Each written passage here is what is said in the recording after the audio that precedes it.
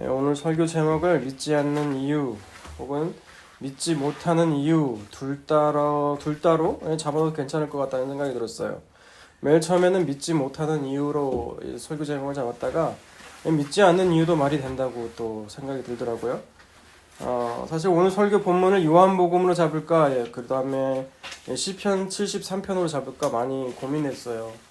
왜냐면 시편 73편도 유익이 있거든요. 왜냐면 믿는다고 하면서도 자기는 계속 고난만 당해요. 안 좋은 일만 생겨요. 근데 믿지 않는 다른 사람을 보니까 어떤 일이 생겨요? 자식도 잘 돼요. 죽을 때도 평안하고요. 날이 가면 갈수록 다 잘 되네요. 이런 걸 보면 어때요? 내가 예수를 왜 믿었을까? 이런 생각이 들어요, 안 들어요? 네, 들잖아요, 솔직히. 이 시편 73편이 그 내용이에요. 그런데 이 시편의 기자가 주의 성소, 주님을 만나고 나서야 이제 깨달은 거예요. 깨달은 그 고백이 뭐예요? 전 그 고백이 너무 좋더라고요. 내 육체와 마음은 쇠약하나 주님은 내 반석이시라. 내 영원한 분깃이시라. 이게 뭘까요? 우리는 또 끊임없이 또 그 잘 되는 걸 보면서 악인의 형통함을 보면서 여전히 또 부러워할 수가 있다는 거예요. 하지만 주님이 내 반석이시기 때문에 이제는 내 주님이 내 밑바탕이 되시기 때문에 그 주님께서 그 부러워함을 그것이 아니다라고 알려주시는 거예요. 우리를 삶 가운데. 그리고 나의 영원한 분깃이 누구예요? 이제 주님밖에 없다는 거예요. 이제 그 악인의 형통함에서 이제 관심이 어디로 가는 거예요? 주님께로 가는 거예요. 주님이 그러한 삶으로 인도하신다는 거예요. 저는 이런 말씀이 너무 좋더라고요. 근데 오늘 본문에도 우리가 또 같이 나눠볼 말씀들이 있어요. 우리가 흔히들 교회를 나오게 되면, 전도할 때도 그러죠. 여러분 구원을 얻으려면 누구를 믿어야 된다고 그래요? 예수님을 믿어야 된다고 얘기를 해요. 그죠? 그러니까 예수님을 믿으면 된다고 이런 식으로 교육도 하고 얘기도 참 많이 해요. 그러다 보니 어떤 일이 생기냐? 교회 처음 나왔는데 이렇게 설명을 해요. 예수님이 하신 일에 대해서. 당신을 위해 죽으시고 당신을 또 살아나시고 이랬다고, 이런 일을 하셨다고. 이게 당신이 할 건 뭐밖에 없다고? 예수님을 믿는 것밖에 없다고. 믿으시겠냐고 이렇게 얘기해요. 그러면 그 사람은 어떻게 할까요? 혼자만 딱 있으면 좀 생각하는 눈치를 볼 거예요. 근데 옆에 사람들이 쭉쭉쭉 있어요. 믿으시겠냐고. 한 사람이 물꼬를 터요. 네, 믿습니다. 그러면 옆에 사람도 어때요? 네, 믿습니다. 이렇게 나가더라 이 말이에요. 그러면 여러분 이게 믿는 걸까요? 제 의문점은 거기서 시작돼요. 그러면 성경은 과연 그것을 믿는 거라고 할까요? 오늘 그걸 보잔 말이에요. 정말 그렇게 하는 것이 믿는 건가? 내가 믿기만 하면 예수님 믿는 걸로 되는 건가? 이 말이에요. 자, 오늘 본문 37절을 한번 같이 읽어볼까요? 같이 읽습니다. 시작. 이렇게 그 많은 표적을 그들 앞에서 행하셨으나 그를 믿지 아니하니. 뭐라고 나와 있어요? 많은 표적을 행했대요. 요한복음은 1장에서 12장까지가 표적의 책이라고 불릴 만큼 표적을 중심으로 많은 얘기를 써서요. 그죠? 이 표적이 총 7가지 등장하죠. 7가지 표적을 전부 다 말할 수 있는 사람은 제가 아이패드를 줄 수도 있어요. 뭘까요? 못하겠죠. 처음에 행하셨던 표적이 뭐죠? 가나에서 물을 포도주로 바꾼 사건. 두 번째는요, 왕의 신하의 아들의 병을 고치신 사건도 있었죠. 그 다음에 38년 된 병자를 일으키신 사건, 그 사건도 있었고요. 오병이어와 물 위를 건너신 사건도 있었고요. 그 다음에 또 어떤 사건이 있었죠? 날 때부터 맹인된 사람의 눈을 뜨게 하신 사건, 그리고 마지막이 죽은 나사로를 살리신 사건들. 그렇죠? 근데 표적이 중요한 건 뭐라고 했어요? 표적 자체, 눈을 떴다, 살아났다, 이게 중요한 게 아니고 그것을 왜 하셨느냐, 이 사건의 의미가 과연 무엇이냐가 참 중요하다고 했어요. 근데 그걸 보지 못하면 어떻게 돼요? 믿음이 생겨나지는 못해요. 아무리 기적적이고 눈앞에 어마어마한 일이 벌어졌더라 하더라도 이 시간이 지나면 다 잊어먹어요, 사람들이. 까먹게 된다는 거예요. 그리고 우리가 흔히 그런 얘기 하잖아요. 하나님, 이거 해주시면 제가 하나님 정말 잘 믿을게요. 이건 사기예요, 사기. 저도 그 사기를 하나님한테 사기를 쳤던 사람 중에 하나인데, 하나님 만약 그거 들어주셨어요? 그럼 그 사람이 하나님 잘 믿을까요? 아니더라 이 말이에요. 그 표적을 보고도 뭐라고 말을 해요? 그들 앞에서 행하셨지만 그를 믿지 않았다 이 말이에요. 그럼 어떻게 해야 그 믿음이 생길까? 라는 거예요. 믿음이 어떻게 생길 거예요? 믿음은 먼저 하나님이 주셔야 되는 거예요. 믿음은 하나님의 선물이에요. 그냥 주시는 은혜의 선물이에요. 그냥 이유 없어요. 네, 하나님이 주시는 거예요. 근데 어떤 자에게 은혜를 주세요? 어떤 자에게 믿음이란 선물 주세요? 믿음은 로마서 10장 17절에 나왔잖아요. 이거 많이 읽어봤어요. 믿음은 들음에서 나는데 들음은 그리스도의 말씀을 들으면서 난다는 거예요. 네. 하나님 말씀을 들을 때 하나님이 그 믿음을 그 사람에게 주신다는 거예요. 그래서 이 듣는 자리가 참 중요해요. 또 이번 주 중에 또 본문이 13장이었잖아요. 우리가 그 예수님이 발을 씻으시는 장면, 왜 갑자기 식사하시다 말고 갑자기 발을 씻으시는가? 라는 거였죠. 그게 왜 그랬다고 했죠? 제자들을 향해서 끝없는 사랑을 보여주신다는 거예요. 발을 씻음을 통해서. 발을 씻는다는 건 뭐예요? 깨끗하게 된다는 거예요. 정결하게 된다는 거예요. 자신의 피로 온전하게 깨끗하는 것을 끝까지 하신다는 거예요. 제자들이 발 씻김을 통해서. 그런데 주장하는 자세가 아니라 종의 자세로 주님이 그렇게 하셨다는 거예요. 근데 이것을 뭐라고 했어요? 기념하라고 했어요? 아니요. 기념하라고 안 했어요.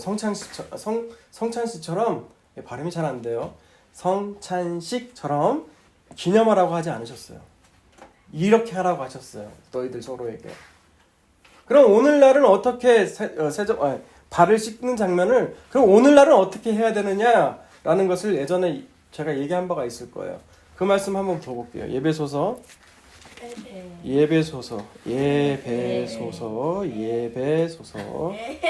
아니요? 예배소서 정말 힘들어요.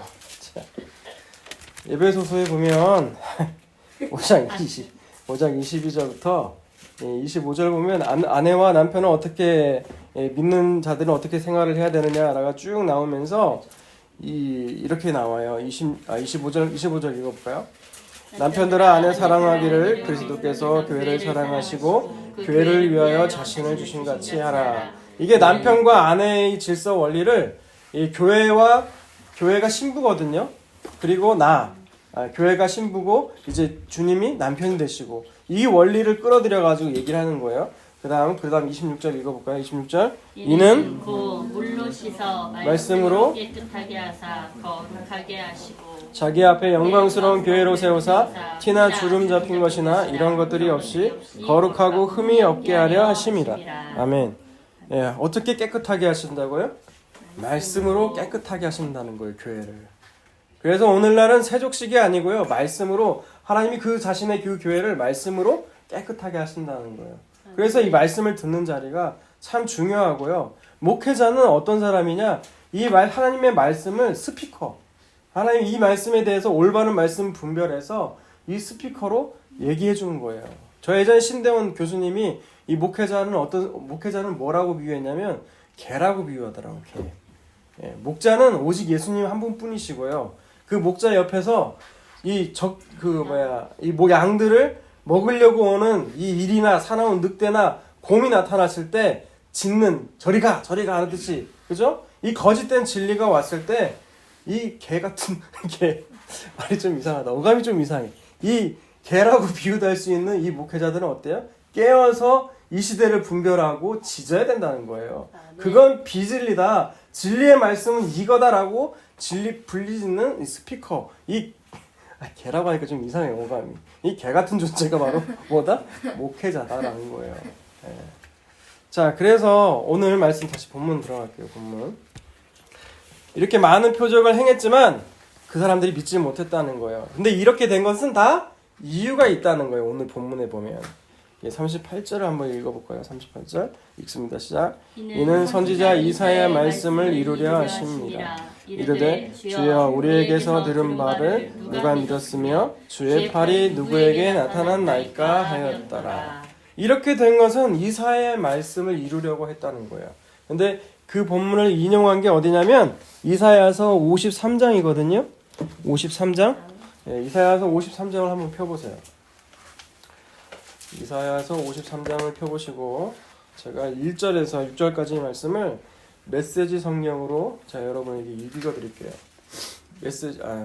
이사야서 53장을 보고 여러분 개역개정 성경을 보시고 저는 메시지 성경으로 그 부분을 읽어드릴게요. 잘 들어보세요.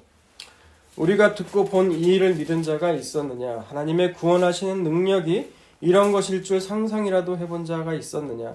하나님 앞에서 자라난 그 종, 바싹 마른 땅에 심긴 양상한 묘목, 왜소한 초목 같았다. 아무 볼품 없고 보잘것 없었다. 멸시받고 무시당하며 고난을 아는 사람, 고통을 몸소 겪은 사람이었다. 그를 보면 사람들은 고개를 돌렸다. 우리는 그를 멸시했고 벌레 취급했다. 그러나 그는 질고를 짊어지고 가는 사람이었다. 우리의 고통, 우리의 추함, 우리의 모든 잘못을 우리는 그가 제 잘못 때문에 저렇게 되었다고 자기 잘못 때문에 하나님께 벌을 받는 것이라고 생각했다. 그러나 실은 우리의 죄 때문이었다. 그가 찢기고 깨지고 밟힌 것은 우리의 죄 때문이었다. 그가 벌을 받아들였기에 우리가 온전해졌고 그가 입은 상처를 통해 우리가 치유를 받았다. 우리는 길 잃고 방황하는 양들같이 다 제멋대로 제 갈 길로 갔지만 하나님은 우리의 모든 죄, 모든 잘못을 그에게 지우셨다. 그에게. 아멘. 이렇게 메시지 성경은 이렇게 번역을 해놨어요. 그러니까 사람들이 믿지 못하는 이유는 마치 이사야 53장의 말씀을 들어서 이렇게 얘기한 거예요. 선지자들이 그동안 말하고 들었고 하나님께 받은 것을 전했지만 어땠다고요? 믿지는 않았다고요. 근데 그것을 이제 그 주의 종 얘기를 꺼내면서 얘기를 하는 거예요. 예수님이 나타나셨지만 예수님을 직접 봤지만 어땠다고요? 사람들이 볼품이 없어요. 예수님의 모습을 직접 본 사람도 그가 뭐 딱 보니까 귀티도 안 나요. 볼품도 없어요. 그리고 그가 사람들에게 멸시받고 천대받으니까 저거 저 모양 저 꼴이라서 그래. 우리의 죄 때문이라고는 생각지도 않다는 거예요. 무시했다는 거예요. 근데 하나님은 뭐 어떻게 했다고요? 그 예수님에게 그에게 죄를 담당시켰다는 거예요. 그게 이해가 안 돼요. 왜 그럴까요? 우리가 다 이게 다 선악과를 먹은 결과라는 거예요. 선악과가 뭐예요? 하나님 먹지 말라는 그 선악과가 선악의 판단은 누가 하는 거예요? 다 하나님만이 아셔야 되는 거죠. 근데 누가 다 선악의 판단을 누가 다 해요? 사람이 다 판단해요. 그러니까 뭐예요? 예수님의 모습을 보니까 아이고 저건 볼품 없어. 저런 자가 어떻게 메시아가 될 수 있어? 지 죄 때문에 그러지. 이렇게 다 판단하더라 이거예요. 그러니까 예수님 믿을 수가 있어요? 믿지 못해요? 믿지 못한다는 거예요. 거저주시는 하나님의 은혜의 선물이 구원인데 그거를 받아들이지 못한다는 거예요. 그런데 또 두 번째 이유가 있어요. 두 번째 이유는 39절 보니까 그들이 능히 묻지 못하는 것은 다시 이 때문이니 또다시 이사야의 말씀을 인용을 해요. 곧 이사야가 다시 일렀으되 40절 읽읍시다. 시작.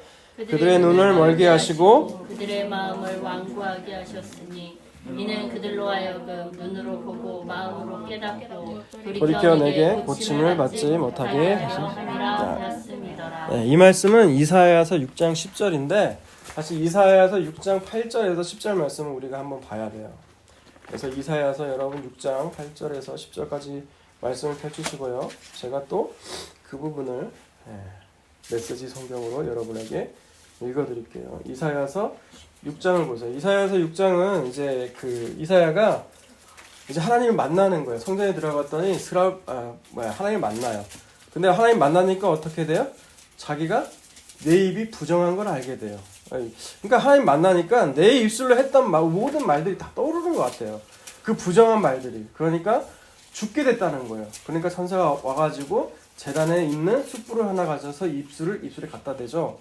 그 다음에 이렇게 정케 되면서 이제 하나님 이제 누구를 보낼까라고 하니까 전하라고 한 메시지가 바로 이사야서 6장 8절에서 10절 말씀이에요. 그게. 자, 읽어보겠습니다. 자, 읽겠습니다. 그분께서 말씀하셨다. 가서 이 백성에게 전하여라. 귀를 쫑긋하고 들어도 알아먹지 못하리라. 뚫어져라 쳐다보아도 알아보지 못하리라. 이 백성을 손가락으로 귀를 틀어막고 눈 가리개로 눈을 가린 바보 천치로 만들어라. 아무것도 보지 못하고 아무 말도 듣지 못하도록 뭐가 뭔지 도무지 깨닫지 못하고 그래서 돌이켜 고침받지 못하도록. 이렇게 나와 있어요. 이 백성이 아무리 눈으로 봐도 귀로 들어도 깨닫지 못하게 하겠다는 거예요. 예. 그래서 돌이켜 고침받지 못하도록 하나님이 그렇게 만드시겠다는 거예요. 아니 하나님이라면 한 영혼이라도 그 말씀을 깨닫고 돌이키게 해야 되는 거 아닌가? 예, 우리는 이렇게 생각을 해요. 하지만 말씀은 뭐라고 그래요?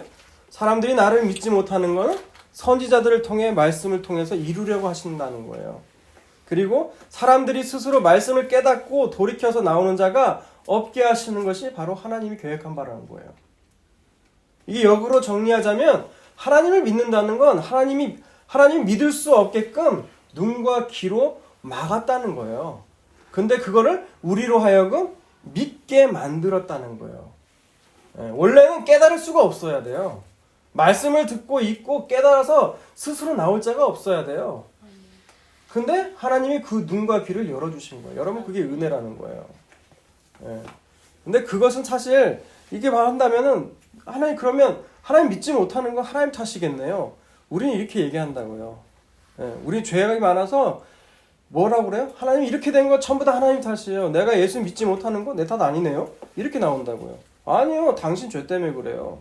당신의 죄악이 눈과 귀를 가리고 마음이 완고해져서 아무리 메시지를 던져도 그 죄 때문에 가리워서 듣지 못하는 거예요. 그런데 어떤 사람은 들려요? 하나님의 긍휼을 입은 사람들은 그게 들려요. 만약 그 눈과 귀를 가리지 않고 자기가 듣고 깨달았다면 뭐라 할까요? 자기가 잘나서 깨달은 줄 알아요. 나는 이걸 깨달았다는 자랑이 있어요. 저 바리새인처럼 나는 하나님 율법 지켰어요. 나는 하나님이 지켰다는 그 의가 있다고요. 그 의를 끝까지 버리지 못하더라 이거예요. 하나님이 우리의 눈과 귀 열어주지 않으면 아무도 하나님께 스스로 나올 자가 없다는 거예요. 근데 이 부분을 이 이사야서를 여기뿐만 요한복음뿐만 아니라 다른 복음서에서도 또 인용한 곳이 있어요. 그 두 곳을 한번 볼게요. 먼저 마태복음 13장 한번 볼까요? 마태복음 13장 마태복음 13장에 보면 네 가지 땅에 떨어진 씨 비유 있죠? 그 비유를 말씀하시고 나서 이렇게 얘기해요. 10절부터 볼게요. 제자들이 예수께 나와 이르되 어찌하여 그들에게 비유로 말씀하시나이까? 여기서 그들이라는 건 같이 듣고 있었다는 얘기예요. 네 가지 땅의 그 비유 이야기를 제자들뿐만이 아니라 무리들도 같이 듣고 있었다는 거예요. 근데 왜 하나님 하필 그냥 직접적으로 말씀하시지 왜 비유의 말씀으로 얘기하셨냐는 거예요. 11절 읽어보세요. 11절 읽습니다. 시작. 대답하되 이르시되 천국의 비밀을 아는 것이 너희에게는 허락되었으나 그들에게는 아니 되었나니. 여러분 이게 무슨 말이에요? 천국의 비밀이라면 천국은 누구나 다 많이 들어가면 들어갈수록 좋은 거 아니에요 라고 생각하는데 뭐라고 그래요?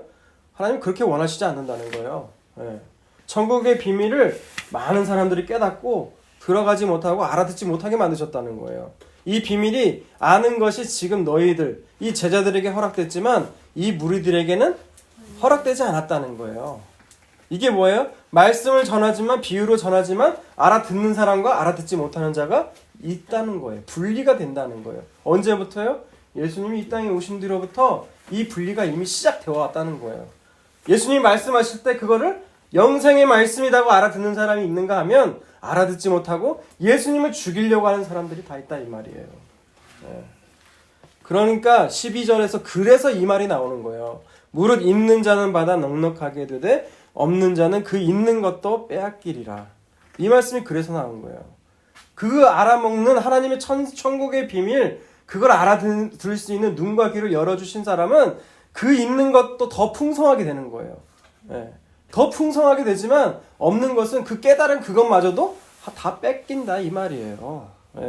그래서 그 말이에요. 13절 읽어봅시다. 시작. 그러므로 내가 그들에게 비유로 말하는 것은 그들이 보아도 못하며 들어도 듣지 못하며 깨닫지 못함이니라. 이렇게 됐다는 것은 어떤 말씀이 이루어져요? 14절부터 이사야의 예언이 그들에게 이루어졌으니 일렀을 때 너희가 듣기는 들어도 깨닫지 못할 것이요 보기는 보아도 알지 못하리라. 이 백성들의 그들의 마음이 완악하여져서 그 귀는 듣기에 둔하고 눈은 감았으니 이는 눈으로 보고 듣고 마음으로 깨달아 돌이켜 내게 고침을 받을까 두려움합니다 하였느니라. 아멘. 그래서 하나님이 우리의 눈과 귀를 열어주시지 않으면 아무리 우리가 듣고 해도 귀로 들어도 깨닫지를 못하는 거예요. 진짜 복이 뭐냐? 16절, 17절 읽어볼까요? 시작. 그러나 너희 눈은 봄으로 너희 귀는 들음으로 복이 있도다. 내가 진실로 너에게 이르노니 많은 선지자와 의인이 너희가 보는 것들을 보고자 하여도 보지 못하였고 너희가 듣는 것을 듣고자 하여도 듣지 못하였느니라. 아멘. 예, 다 원래 못 알아 먹어야 되는데 들을 수가 있는 거, 우리가 귀로 듣고 눈으로 보고 깨달을 수 있는 것이 바로 복이라는 거예요. 우리는 다 복 있는 자라는 거예요. 그게 복이라는 거예요. 예, 로또 당첨되고 그냥 마음껏 죽을 때까지 평생 쓸 수 있는 돈을 가진 것이 복이 아니라 우리가 정말 원래는 못 깨달아야 되는데 깨달을 수 있는 마음, 그 완고한 마음이 아니라 부드러운 마음 주신 거, 눈을 주신 거, 귀로 들을 수 있는 거, 여러분 그게 진짜 복이라는 거예요. 표정 보니까 진짜 복은 그게 아니고 반대가 복인 것 같은데 진짜 복이 그렇다는 거예요. 아멘. 예, 사도행전 말씀 한번 볼게요. 이 말씀을 또 인용한 사도행전 봅시다. 사도행전 28장. 사도행전 28장 보세요. 28장. 우리 사도행전 말씀을 보면 사도행전이 마지막 장이거든요. 항상 우린 그 생각하고 있잖아요. 오순절날 성령 강림을 받아가지고 성령이 오셔가지고 베드로의 설교에 수만 명이 막 회심하고 돌아서고 놀라운 그걸 부흥이라고 하고 있는데 사도행전 28장에 보면 보세요. 23절 한번 읽어볼까요? 23절. 그들이 날짜를 정하고 가는 집에 많이 오니 바울이 아침부터 저녁까지 방문하여 하나님의 나라를 증언하고 모세의 율법과 선지자의 말을 가지고 예수에 권하더라. 예. 이게 마지막 절인데 이제 바울이 잡혔어요. 지금 집 안에 있는 감옥이에요. 예, 거기서부터 이 사람들이 많이 모여와서 모세의 율법과 이 선지자의 말을 가지고 하나님 나라를 증거한 거예요. 근데 강권했는데 그 결과가 뭐냐? 24절 보세요. 24절. 그 말을 믿는 사람도 있고 믿지 않는 사람도 있었더라는 거예요. 네. 네. 이렇게 된 것은 뭐라고요?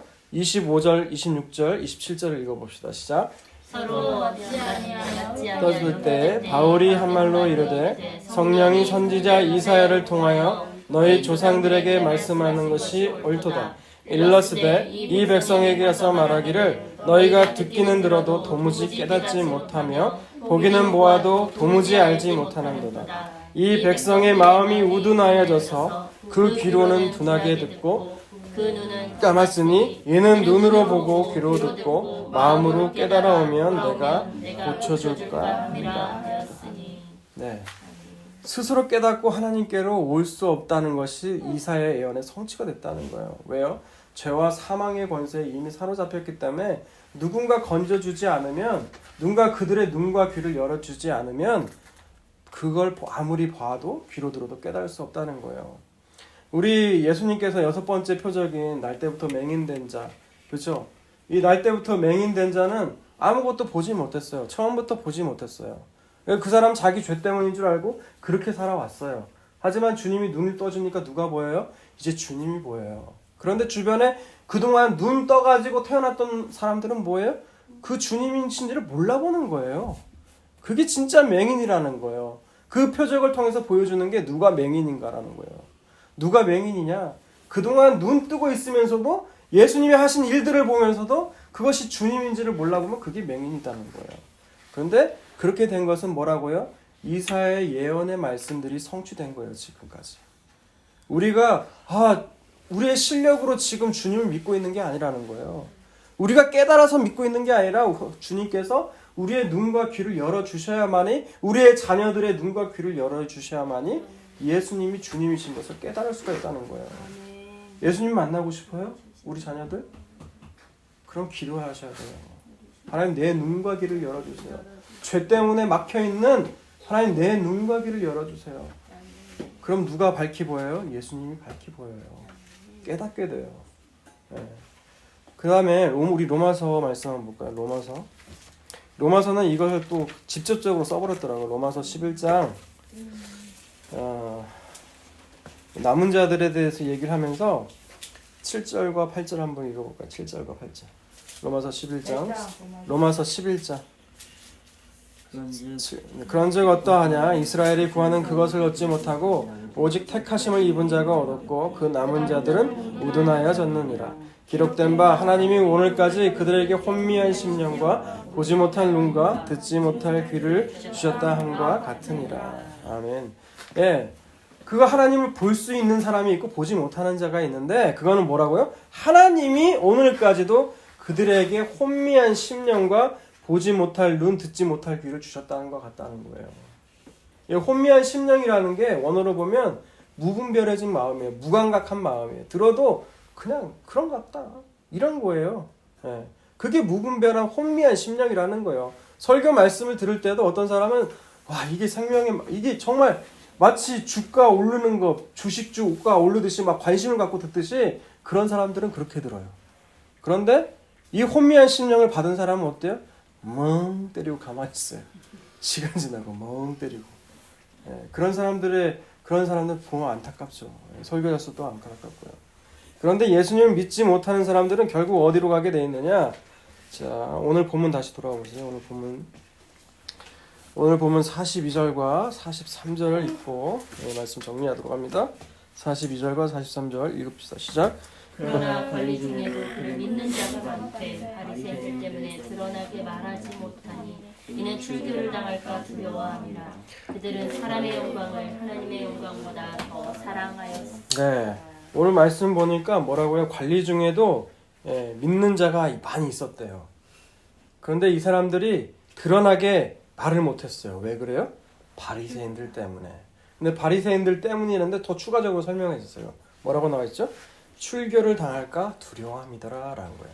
출교라는 것은 유대교로부터 나가는 거예요. 예, 관리라고 그러면 그 기득권, 권력을 갖고 있던 사람들이에요. 예수 믿는 것보다 그 권력을 내려놓는 게 이 사람들에게 힘들더라 이 말이에요.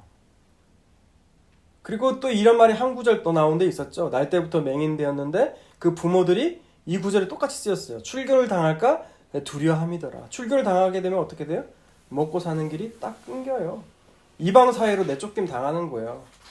여러분 쉽게 얘기해서 이제 예수 믿으면 모든 직장에서 다 나가야 돼요. 다 내려놔야 돼요. 다 나가야 된다고 공포를 해봐요. 정부에서.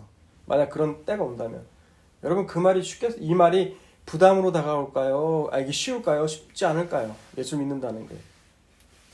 쉽지 않아요. 먹고 사는 게 당장 눈앞에 끊기는데. 근데 이렇게 된 것은 왜 그렇다고요? 43절에 보니까 사람의 영광을 하나님의 영광보다 더 사랑했다고 나와 있잖아요. 네, 사람의 영광을 하나님의 영광보다 더 사랑한 모습이라는 거예요. 여러분 우리 모두 다 이 사람의 영광, 하나님의 영광 나와 있는데 눈에 보이는 사람의 영광과 눈에 보이지는 않은 하나님의 영광, 사람은 어떤 걸 더 사랑하게 될까요? 사람의 영광을 훨씬 더 사랑하게 돼 있어요. 제가 그동안 마태복음 한번 보세요. 마태복음 6장을 보면 여러분도 잘 아는 거예요. 예, 마태복음 6장에 보면 이 말씀을 보면서 솔직히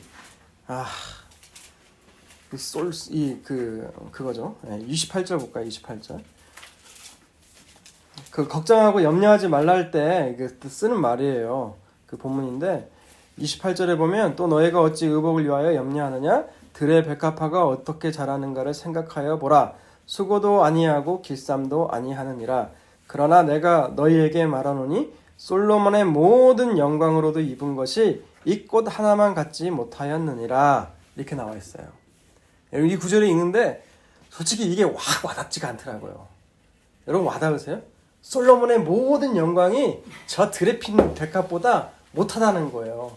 근데 여러분 솔로몬의 영광 생각해 보세요. 어마어마하지 않아요? 금은 뭐에 다 잔도 금잔이고 다 은잔이에요. 안에도 막 엄청 많이 뒀어요. 저는 솔직히 안에 열어둔 건 전혀 부럽지는 않거든요. 하나도 감당하기 힘든데 근데 재산이 어마어마했어요. 그 사람들은 그게 사람의 영광이에요. 그게 사람의 영광.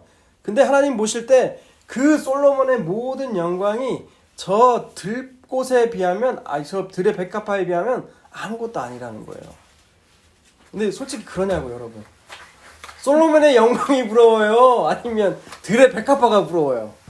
네? 영광이 더 네, 솔로몬의 영광이 더 부럽죠. 그러니까 우리는 여전히 뭘 사랑해요?